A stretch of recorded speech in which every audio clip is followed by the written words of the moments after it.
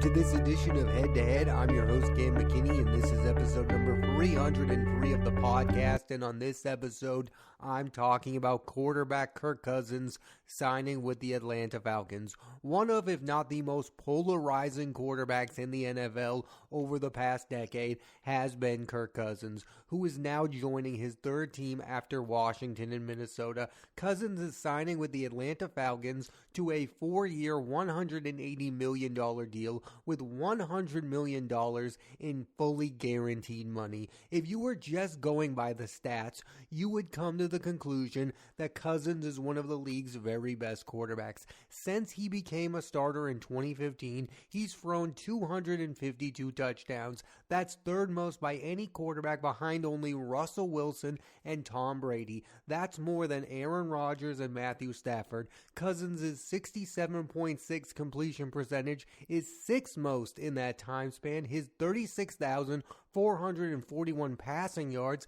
is the most, and his 74 regular season wins is fifth most. Again, since 2015, Cousins is also a 4-time Pro Bowl quarterback. Yet despite all that, he's not viewed as one of the best quarterbacks in the league, and the reason why, the big knock on Cousins, is his inability to win big games. He's only 1-4 in the playoffs. Also, less important, people in the past have made fun of the fact that he's 3-10 on Monday Night Football. Just another example of how he's not at his best during prime time. Cousins' entire time in Minnesota gives you the entire picture of Kirk Cousins as a quarterback. The team was a quarterback away from winning the Super Bowl. They were coming off of a loss in the NFC title game and replaced Case Keenum with Kirk Cousins, giving Cousins a fully guaranteed contract. And yes, the team never came close to winning a Super Bowl, but it's hard to call his time there an absolute failure. They went to the postseason 3 times in 6 years. He had 4 4,000-yard passing seasons. The counter argument would be that he's benefited from playing with talented players such as Stephon Diggs, Adam Thielen, and of course Justin Jefferson. Fair or unfair, how we critique quarterbacks is not by stats, it's by winning. It's why Tom Brady is the best quarterback of all time, because of the 7 Super Bowls. It's why Joe Montana is viewed as one of the best of all time. It's why guys like Eli Manning, who might not even be as statistically as good as Kirk Cousins, are viewed as better than Kirk Cousins, because Eli Manning has 2 Super Bowl titles. If I had to compare Cousins to past quarterbacks, the names that come to mind are Phillip Rivers. We all watch Phillip Rivers. He put up monster stats, but he never produced during the playoffs to get the Chargers over the hump and get them a Super Bowl title. And the other guy is Tony Romo. Year in and year out, you knew what you were getting from Tony Romo in the regular season. But come postseason time, you never believed that Tony Romo was going to win a Super Bowl. And that's why Tony Romo was replaced by Dak Prescott, because Dak Prescott was viewed as a better option for the Cowboys to win in the long run than Tony Romo. I do think that something that gets lost in the Kirk Cousins story is at one point he kind of was an underdog. He was drafted and the team, Washington, had Robert Griffin III, who we all viewed as a franchise quarterback. That was a guy who won Rookie of the Year, and then that franchise failed that quarterback, and the RG3 experiment didn't work out, and then Kirk Cousins quietly became the starting quarterback for Washington, and then they kept franchising him, and we were all waiting for the story to come to an end. I didn't think Kirk Cousins would be this good when I first watched Kirk Cousins play football. I just thought he was another guy. We've all seen those second-round picks get their chances. Matt Flynn was good for a minute for the Green Bay Packers, but he didn't stay good for a long time, and he eventually lost a starting opportunity to Russell Wilson. It felt like Kirk Cousins was destined to be one of these guys. I do think it's really interesting that Kirk Cousins has sustained himself in the NFL. I know a lot of people are irked by that. They say, how is Kirk Cousins getting all of this money? How is Kirk Cousins still a starting quarterback in the NFL? Because Kirk Cousins is producing at a high level during the regular season. The Minnesota Vikings last season were clearly a far better team with Kirk Cousins than without Kirk Cousins. I also think Kirk Cousins has some attributes you want from a quarterback. He seems to be a good leader. He seems to be a fun, interesting person. That's one of the things I actually like about Kirk Cousins. I love the whole "you like that" fiasco. I thought he was a guy who had real emotions, and clearly his teammates like him. I mean, Justin Jefferson now seemingly wants nothing to do with the Minnesota Vikings now that Kirk Cousins isn't his quarterback. And now the Falcons view Kirk Cousins as the answer to success. Kirk Cousins is that rare quarterback in the NFL who isn't treated like he's a superstar by fans and the media, but clearly the league views him as a superstar quarterback. They keep making him one of the highest paid quarterbacks in the league. He's not viewed with Aaron Rodgers. He's not viewed with Tom Brady, but financially he's on that level, and I know people are bothered by that because he doesn't have the Super Bowl pedigree of a Patrick Mahomes. He hasn't even been to a title game like a Josh Allen. What I think Kirk Cousins has benefited from is that there are very few superstar quarterbacks out there. If your team doesn't have Aaron Rodgers, if your team doesn't have Lamar Jackson, if your team doesn't have Patrick Mahomes, your team is probably desperate for a guy like Kirk Cousins. I just watched Mac Jones be the starting quarterback for the New England Patriots over the last 3 years, and I would die to have Kirk Cousins be that team's starting quarterback because I know Kirk Cousins could easily win 10-plus regular season games if given the right talent around him. I know he can be a franchise-level quarterback. He's not going to be the franchise-level quarterback who will ever help your team win a Super Bowl, but can he get your team to the postseason? Absolutely, and that's what these teams are desperate for. That's what the Atlanta Falcons are desperate for. They don't really believe he's going to turn them into a Super Bowl contender, but they do believe they can make the postseason with Kirk Cousins, and then when you get there, who knows what's going to happen. It's also really interesting to think about what would happen to his reputation if Kirk Cousins actually did win a Super Bowl. I think about Matthew Stafford. Nobody thought Matthew Stafford was a winner, and then he goes to the Rams and he wins the Super Bowl, and now he's on pace to be a Hall of Fame quarterback. I mean, could the same thing happen to Kirk Cousins? I ask you this question. If Kirk Cousins wins the Super Bowl title, is he a Hall of Fame quarterback? I mean, statistically, he's going to be up there by the end of his career. He's going to have the stats that put him on that Hall of Fame level. He has better stats than a lot of other Hall of Fame quarterbacks out there. And again, I don't think it's going to happen, but if he wins a Super Bowl with the Atlanta Falcons, one of the unluckiest franchises in NFL history, that would surely get him to a Hall of Fame level. I don't think it's going to happen, but man, do I kind of want it to happen, because a lot of people would have to change their opinions on Kirk Cousins. I do find that aspect of his career to be so strange. Like, people have such strong opinions about Kirk Cousins. He's more than just another guy. Like, he is statistically better than most quarterbacks in the league. Like, the same vitriol that people have for Kirk Cousins, they now kind of have for Brock Purdy, because they believe that those guys are just putting up numbers because they're playing with talented wide receivers and weapons on the offense. I just think the people that are down on Kirk Cousins are the people who are rooting for teams that have great franchise quarterbacks. Like, if you're a fan of the Buffalo Bills and you're looking down on Kirk Cousins, I absolutely get that. But again, as a fan of the New England Patriots, I would desperately want this guy to be my starting quarterback because it would make the team interesting, and during the regular season, they would be a winning team.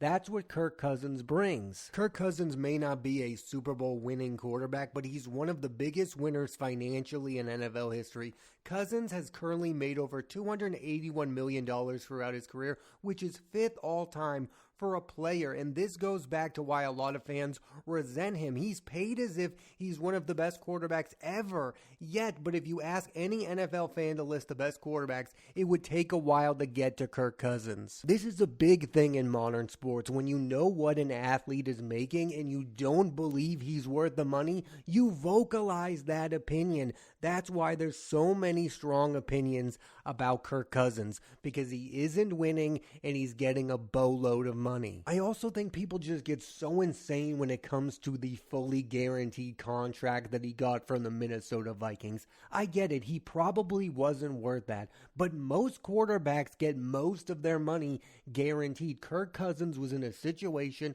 where the Minnesota Vikings thought he was the answer to them winning a Super Bowl, so they gave him all of the money that they had. It was a right place at the right time kind of situation. The amount of money that Kirk Cousins has gotten throughout his career really doesn't bother me, because throughout he's produced in the regular season, and he has been a reason that the teams he's been on have been good. It's not like Kirk Cousins has just been decent. He's been a good quarterback for the teams that he's played on. The contracts that I've always thought were ridiculous come from the likes of Ryan Tannehill. I mean, the Tennessee Titans were paying Ryan Tannehill to hand the ball off to Derrick Henry. Ryan Tannehill was not a top 5 reason why the Tennessee Titans were a good football team. He was just there. I've never felt that way about Kirk Cousins. I do believe he is a very good quarterback in the NFL. Do I believe he's a great one?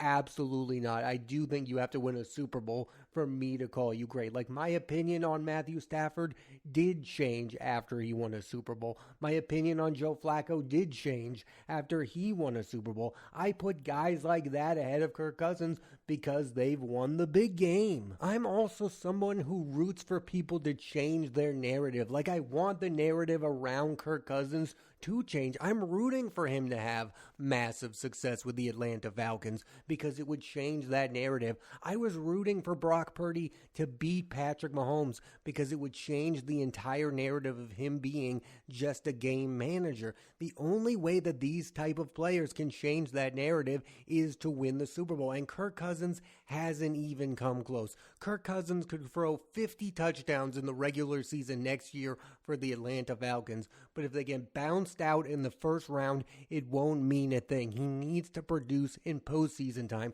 He needs to at least go to a title game before people view him as a winner. Right now, he's thought of as a loser because he's 1-4 in the postseason. The only thing he can do to change that is to produce during the postseason. Regular season numbers, he could win an MVP. It's not going to change it. It has to happen in the playoffs. Let's talk about the Falcons. Do I think this is a good decision for the Atlanta Falcons? Yes, because they are a team that has young talent. Running back Bijan Robinson, tight end Kyle Pitts, and wide receiver Drake London. They are young players who need a solid quarterback to give them the ball. That's why I believe in this decision from the Atlanta Falcons. They are a quarterback away from being a good team. Not being a great team, just being a good team. Like, I don't believe with Mike Greenberg. Mike Greenberg said on Get Up that the Atlanta Falcons are now a Super Bowl contending team. They are not, but they are now a playoff contending team. But again, you just look at the quarterbacks in the league and you're not going to pick Kirk Cousins to win a Super Bowl over the likes of Patrick Mahomes, Joe Burrow, Lamar Jackson, Aaron Rodgers. I mean, the list goes on. There are many quarterbacks you would pick to win a Super Bowl title before you say the name Kirk Cousins. I mean, something would kind of have to go bad for those other quarterbacks to lose a Super Bowl to Kirk Cousins. We as a society have such strong views on quarterbacks that we don't have about other positions. Like, we don't have the same feelings about wide receivers. Like, it's not like if you're not as good as Justin Jefferson, then you're not a really good player. Yet for quarterbacks, you are judged based on the other quarterbacks in the league. Like, Kirk Cousins is being judged against Patrick Mahomes. And if you're doing that, he's not even in the same league as Patrick Mahomes. He's not that same type of quarterback. But if you are judging Kirk Cousins against every other starter in the league, he would be somewhere in that middle range. Now, the real question is, should that middle range be making the money that Kirk Cousins is making? Now, the fans don't get to dictate that. It's the franchises. It's the Minnesota Vikings and the Atlanta Falcons who give Kirk Cousins all of this money. So they are are telling you that he's worth it. The Vikings wanted Kirk Cousins back, and the reason that they didn't get him back is because the Atlanta Falcons gave him a lot of guaranteed money. For as long as the NFL has existed, there's been this debate. Should a team develop a young quarterback, or should they go and sign him to a big contract? And now look at the history of teams that have signed and won with them. Tom Brady won with the Buccaneers. Peyton Manning won with the Denver Broncos. Matthew Stafford was traded to the Rams and he won a Super Bowl. Those were all success stories. But for every one of those, you do end up with a Russell Wilson situation. I mean, the Denver Broncos gave Russell Wilson a massive contract. They gave a lot away to get the Super Bowl winning quarterback. And we were all in agreement that it was a good idea. I mean, Russell Wilson's consistent, and for whatever reason it didn't work out. Russell Wilson had the worst year of his career under Nathaniel Hackett, and then in his second year in Denver, Sean Payton wanted nothing to do with him. Now, one thing I think Kirk Cousins has going for him is he's already produced for two teams. He was really good in Washington, and he was really good in Minnesota, so he's proven he's the type of quarterback that can be really good for another team. Now, is he going to do it for a third time? I mean, there's very few quarterbacks in the history of the league who's been good for 3 different teams. I mean, let me just use the name Kurt Warner. Kurt Warner was really good for St. Louis, then he was kind of bad for the Giants, and then he was really good again for the Arizona Cardinals. For whatever reason, he wasn't good with the Giants. See what I'm talking about? He was only good for 2 teams. Here's what I think's going to happen with Atlanta. I think Kirk Cousins is going to be Kirk Cousins. He's going to throw for 30 to 35 touchdowns next season, and those young players like Kyle Pitts are going to produce at a high level, and the Atlanta Falcons are going to be a postseason team next year in the NFL. That I believe in.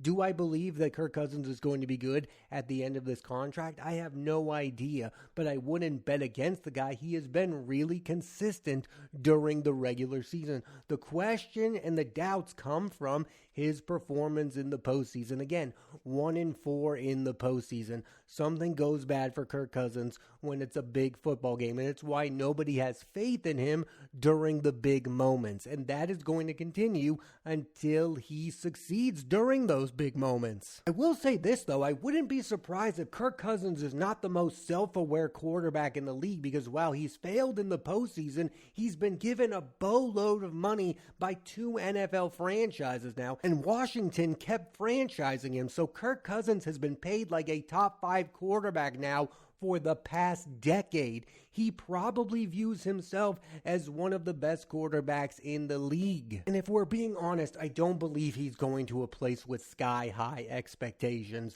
I mean, they're the Atlanta Falcons. If they make the postseason, it's a good story. If he remains consistent, it's a good story. They are looking to be a much better team offensively next season, which I believe they will be because they now have Kirk Cousins. Say what you want about Kirk Cousins' playing career, but he clearly understands his own value within the league. He knows how he's viewed as a starting quarterback, and he's proven it with 2 teams. Now, I've heard Cam Newton blast the money that Kirk Cousins is getting. Well, Cam Newton, the reason that you're not getting that kind of money is because you went to that second team in New England and you didn't produce. Kirk Cousins has done it now with Washington and Minnesota, and now he's getting paid again by the Atlanta Falcons. When you produce consistently, they're going to continue to pay you to play the quarterback position. I understand why some people are more critical of Cousins. He's not the most entertaining player to watch play. He's not as athletic as some of these younger quarterbacks. He's like an old school quarterback.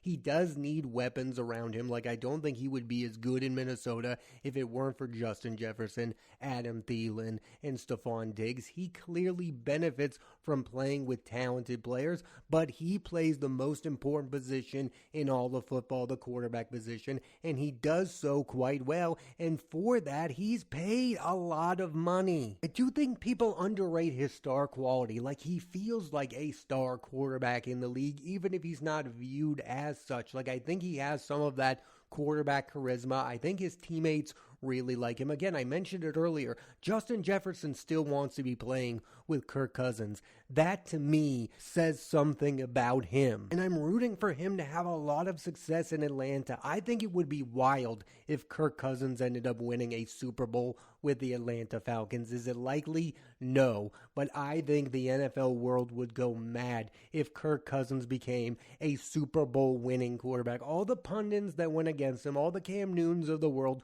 would have to admit he's a good quarterback. And that's all I want. I want people to admit that Kirk Cousins is good. Is he great? No, but he is a good starting quarterback in the league. And clearly no one in the NFL has a better agent than Kirk Cousins. Thanks for listening to this edition of Head to Head. I'm Cam McKinney, and there'll be a new episode of the podcast every Monday on Apple Podcasts and Spotify, so please rate, review, and subscribe.